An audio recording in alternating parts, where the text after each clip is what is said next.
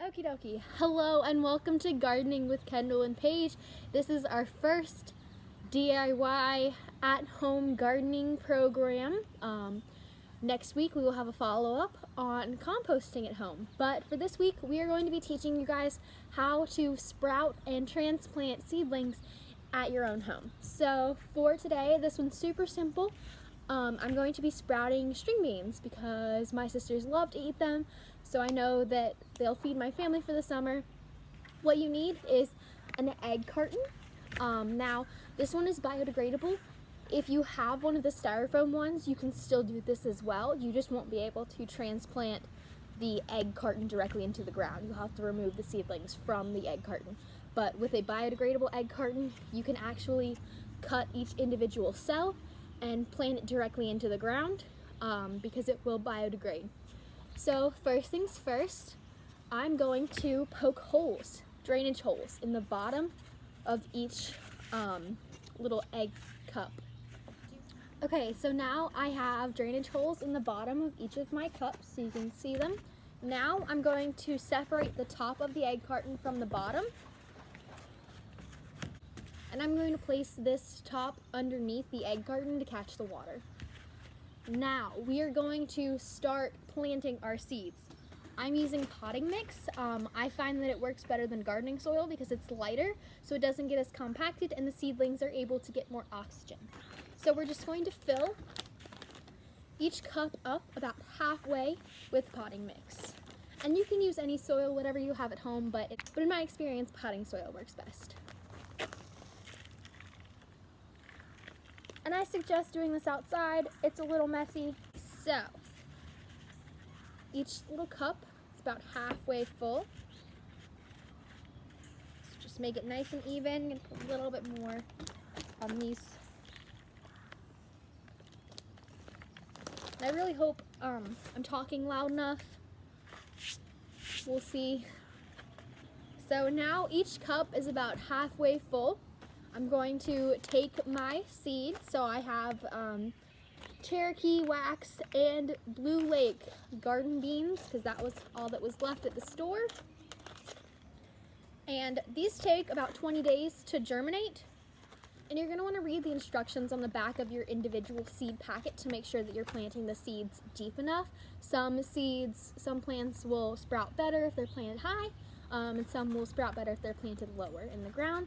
So for these green beans, they need to be planted about a half an inch to an inch deep. So you can use that by measuring your knuckle. So I normally do up to the first knuckle for half an inch or to the second knuckle for deeper ones. And you just poke your finger into the dirt and make a little hole for your seed to sit in. Okay, so now I have a little indentation inside each of the egg cups, and I'm going to plant my seeds. So we are going to plant 2 seeds in each egg cup, and then once they sprout as seedlings, I will be able to transplant them to a larger, to my raised bed for my garden. But you can also transfer them just to the dirt or a pot in your room, whatever works for you, whatever works best for your home. So I have here, these are our green bean seeds, pretty neat, and I'm just going to plant them right inside. You just sort of set them in that little indentation that you've made. And I'm going to be planting the green string beans on one side of the carton and the Cherokee wax yellow string beans on the other side of the carton so that I can keep them separated. And I'm just placing them lightly into that indentation. I'm not pressing them in or anything. You don't want to compact the soil because it'll be harder for the seed to sprout that way. Okay, and then my yellow seeds are going on the other side of the carton, and you just place them right into that little indentation. Again, don't press them in. You don't want to compress the soil and make it harder for the roots to sprout.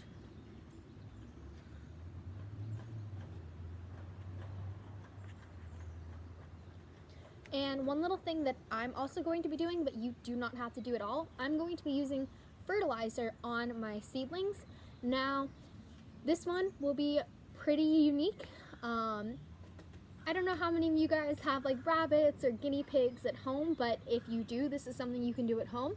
If you have chickens or livestock or sorts, you can also do this at home. You can even do it with your dog or your cat poop, but those are called hot poops, so they need to be composted before they can be fertilized. However, a rabbit or a guinea pig, their feces are referred to as cold poops, because they don't need to be composted before you use them. They won't generate heat. Rabbit poop is actually about 1 to 2% nitrogen and 1% phosphorus, so it's perfect for fertilizing just as it is. So I have here a bag of my rabbit's poop, and all you have to do is drop 1 or 2 in with your seeds. If you want to, you can sort of crush them up first.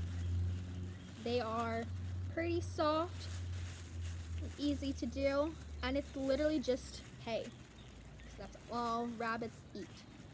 But it's a great fertilizer, and it's free. So I'm just putting like 2 little pellets in each one, just for a nice little nitrogen boost. And then you can place more feces in about every 3 weeks. But again, this is super extra, just me being me. You do not have to do this by any means if you're not comfortable fertilizing your seeds with your own pet's feces. By using your own pet's feces, it's very sustainable because you are preventing a product from entering the waste management system that would otherwise go to a landfill if you don't compost, which we will teach you guys how to compost at home next week.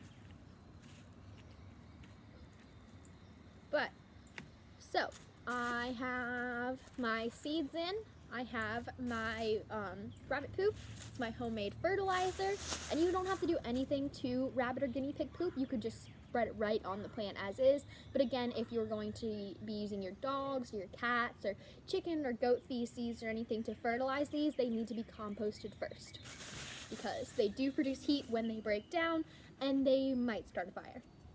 This has been a PSA. Okay, so now I'm going to cover my seeds the rest of the way with soil. So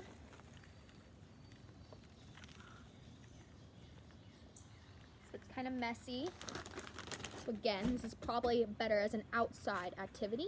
And then you just want to loosely cover the seeds. Again, we're not pressing it down. We're not compacting the soil, because you don't want to press all the air out and make it really hard for the roots to sprout. Alrighty, so now they're covered. I'm going to take a spray bottle. You can just use a regular water bottle, but I find that misting works best, and I got this from the dollar store.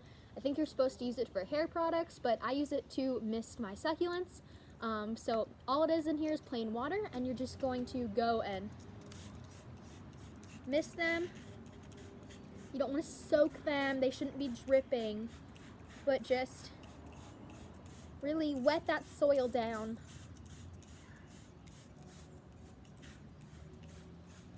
So that you can start the seed germination process. Okie dokie. And now I have my egg carton seed germination. Once I start to see that the beans are sprouting, I can actually cut up this egg carton and just plant the whole egg carton directly in the ground, because this is biodegradable. If you are using one of the like styrofoam type egg cartons, you can't do that. You will have to remove the seedling and then transplant it into the ground. But if you're using a biodegradable egg carton, you can just plant it directly into the ground. Just cut each little egg cell apart, stick them right in the ground, and water it every couple of days. Just spray it, keep it in here, and I keep mine outside on the windowsill behind me because it gets sun every morning. But if you guys don't have an outdoor location to do it, you can just use this right in your windowsill where it will get plenty of sunlight. And then once the seeds start to sprout, you can either eat them right then and there as microgreens, or you can transplant them into the ground and grow your bean plant. So, happy at-home gardening!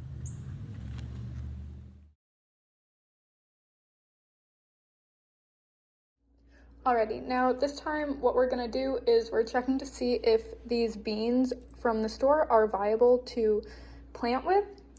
So all you need is paper towel. There are 5 sheets right here. They've just been wet, and then I squeezed them out to drain any extra water that was in them. I have a reusable Ziploc bag, but you don't need a reusable Ziploc bag, just any old plastic bag, old bread bag, Ziploc bag, whatever you have. And then just some beans. I use black beans because I'm pretty sure I've seen some of these sprouted when I've gone to cook them, but any beans will probably do. We'll only find out by testing it out.